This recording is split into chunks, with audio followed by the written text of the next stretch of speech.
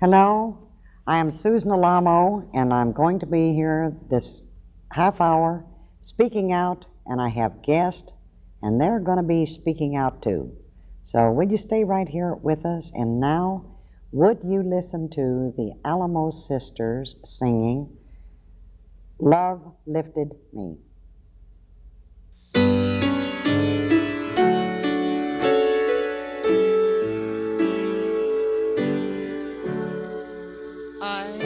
Sinking deep in sin, far from the peaceful shore, very deeply stained within, sinking to rise no more. But the master of the sea heard my despairing cry. From the waters lifted me, now safe am I. Love lifted me, love lifted me, when nothing else could help.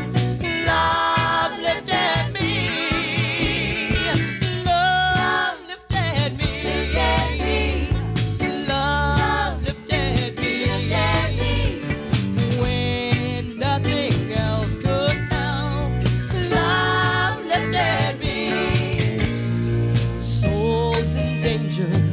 Look above, Jesus completely saves. He will lift you by His love out of the angry waves. He's the master of the sea, billows His will obey. He, your Savior, wants to be saved too.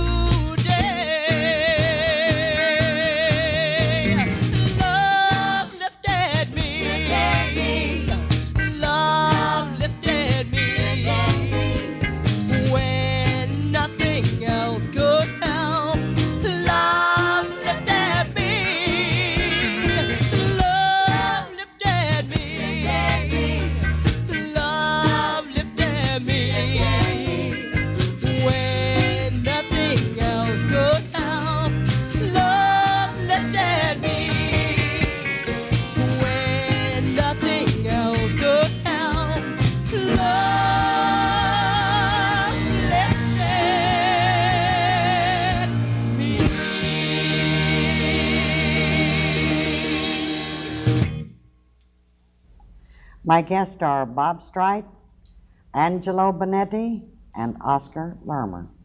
Now that alone is a miracle. Here's a German, Italian, and Spanish. But they all have the same story.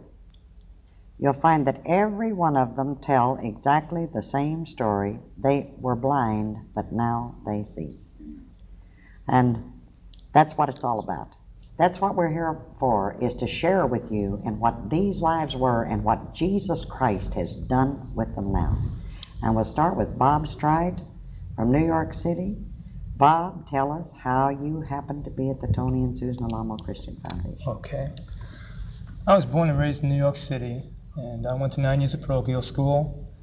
And from there, I just hit the streets. After I got out of parochial school, I started attending public high schools, and I had been kind of under subjection up until that point. My parents tried to keep me, to lead a normal life like the rest of the kids, but I just sought out the bad in people, I guess. I wanted to belong to a street gang from as long as I could remember, and all I ever did was run and fight in the streets. I lived for it. I thrived on it. And at a very early age, in my early teens, I started taking drugs. So sniffing glue, pills, cough medicine, drinking, smoking grass, anything I could get my hands on, I took. And this just led me into more trouble. I became completely incorrigible. I just hated authority. I had been brought up more or less by my parents to care about what the neighbors thought rather than when was my soul going to spend eternity and what was really right. You're embarrassing us to death. You know, that's usually the parents, a lot of times, you're embarrassing us in front of our friends and our neighbors. And That's right. That's exactly the way it was. In fact, I actually rejoiced the first time the police ever brought me home. I thought, well, good. Now the neighbors really know exactly what kind of person I am. I could have cared less. I don't have anything to hide anymore. And my mother, she just couldn't cope with me at all. She took me to psychiatrists. She would threaten to kill herself. Anything, she would be at her wit's end. And then she turned me over to the authorities. And they locked me up several different times, and all they ever decided was I was a mixed-up kid, needed supervision. But they never, ever told me anything or did anything for me to stop me from doing the things I was doing. I finally ended up in a criminal ward for observation, a mental ward. And I got into fight after fight there, too. And the only thing they ever did for me there was give me drugs to calm me down. And the same tag, person needed supervision, mixed-up kid. I got arrested as an adult at the age of 16 years old. I got sent away to prison at 18. All the different rehabilitation systems, programs that they put me through never, ever stopped me from doing the things that I did. The only thing that I ever got out of going to prison was that I finally decided I'm never going to come back to prison because they're going to have to kill me to get me next time. I'm going to do anything in my power to keep from going there. I hated it so much. But the day I stepped out of prison, I was loaded out of my mind on drugs that night and completely and totally turned my life over to just taking drugs because everything I saw depressed me. I just couldn't believe it. I couldn't live in this world. I looked around me and there was no hope at all, no answers. I became a heroin addict. I sold drugs, I stole, I did anything I possibly could to support my habit. I didn't care about how old the kids were that I sold to. I just was out for myself just to get loaded and, just drop out. Well, I just finally just looked around and I knew my life was a mess and I knew something had to be better. There had to be a place where people really knew the answers, some place where people could just give me the answers to my problems. And I just started searching and I traveled about 10,000 miles back and forth across the country, up and down the coast, until I finally ended up in Hollywood, California, where I didn't even want to go.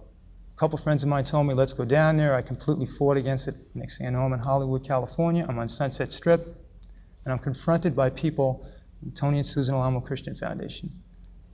They were doing something I had never ever seen or heard before. They were telling people that Jesus Christ was coming back to earth again. I didn't ever hear anything like that before. They told me I had to repent of my sins. I always figured that, just as long as I was a basically good guy, that when I went out, I could just ask God to forgive me and everything would be okay. Well, they told me that there was a hell to pay for my sins, and that if I didn't get right with God, that I was going to spend eternity there. And that I went to that church that night. They invited me by. And I knew, beyond a shadow of a doubt, the Lord showed me that night. He just spoke to my heart and told me that I couldn't put off. I knew deep down inside I had to do something for God, and I just knew I couldn't put it off. He just showed me today was the day of salvation, that tomorrow might never come. And if it did, and I had turned my back on Him, I'd be eternally lost. And I just knew that I wouldn't have anybody else to cry out to then, because I had been given an opportunity to do that. And I went down to the altar, and I accepted Jesus Christ into my life. It's been 11 years now. He's never failed me once. He's always been right there when I've needed Him. And it's been a glorious life, and I've got no complaints. I wouldn't go back to the drugs. I never even considered ever going back to them. He just completely turned my life around and made me to be something that I had never, ever expected to be, but had always hoped to be. And I know that He's coming back to earth again, and I know that I'm going to spend eternity with Him, and I just want to tell as many people as I possibly can that He is coming back to earth again, and warn them to go out and tell people, because no one was there, even in the largest city in the United States. No one was there to tell me when I needed it. Bob, how old are you now? I'm 33 years old. You're 33 years old and spent all those years in a life of crime, in prisons as an adult. Now, what do you feel about the news media, the press, making references to you now as a brainwashed child? I think it's incredible. I just, when I was brainwashed, I think was when I was out in the drugs. Nobody was there telling me then, what's wrong with your mind, and they didn't even care. In fact, they gave me the drugs. Now I'm trying to do something for God. I want to stand up for Him, and all of a sudden you're a child. The way I acted before I was a child.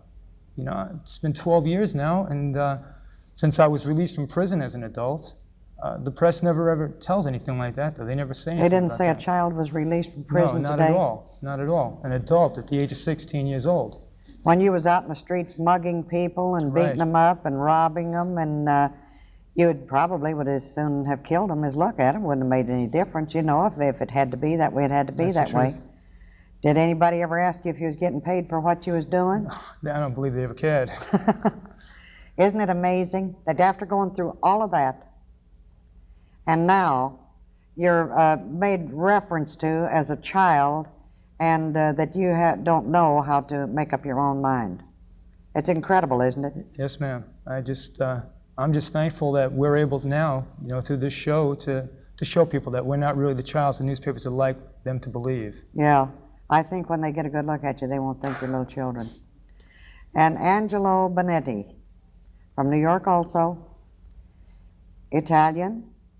How did you happen to get to the Tony and Susan Alamo Christian Foundation? Well, I grew up in Brooklyn, New York, in a town called Williamsburg, and that's sort of like a old country town. A lot of immigrants from Europe settled there, and I grew up in basically an Italian Jewish neighborhood, and there was no such thing as a gospel. I never heard of. There was no gospel songs like around the South here. There's no churches, you know, people praising the Lord. There's nothing like that, and at an early age, I got to get, like Bob, you know, I wanted to be in street gangs also, but when I got chased by about 40 fellas, I knew that wasn't the truth. That changed your mind? I knew that wasn't the truth at all. And at an early age, I just started, me and my friends, we'd break into different schools, we'd break in different stores, and, you know, things like that. We didn't even know that was sin or crime. It was like everyday life. I started taking drugs, getting high when I was 12 years old. And we've done just about everything you could dream of. And so what we did was my family, as a neighborhood, started changing. A lot of people started moving away, and we just moved away from that area. The black people moved in, you moved out. Yeah. I'm not prejudiced, but that's what happened. And we just moved out. We moved to the sort of a good section of Brooklyn on the other side of the bridge. And right away, right there, you know, I was going to a religious school and the whole thing. And I didn't take it, to me, it was just like a tradition. It wasn't like, you know, it didn't mean anything to me. It's a tradition, something I was born into. And so what I did was we got together, and me and my friends, we got back into the drug scene. And a little later, we got into, we would try to be musicians. And we would go from different club to club, make money, and things like that. And before you know it, that just became monotonous. We just got tired of that. And I was going to, I was attending high school at the time, and I would sell drugs to people. I wouldn't say I was a hippie. I would more or less take advantage of the hippies. I thought selling drugs and making money would be great, because, you know, that to me was... You just didn't know you was a hippie. Yeah, I didn't know I was. I thought, you know, just You like got take to take a advantage. shower every day, so that made a Yeah. difference. Right.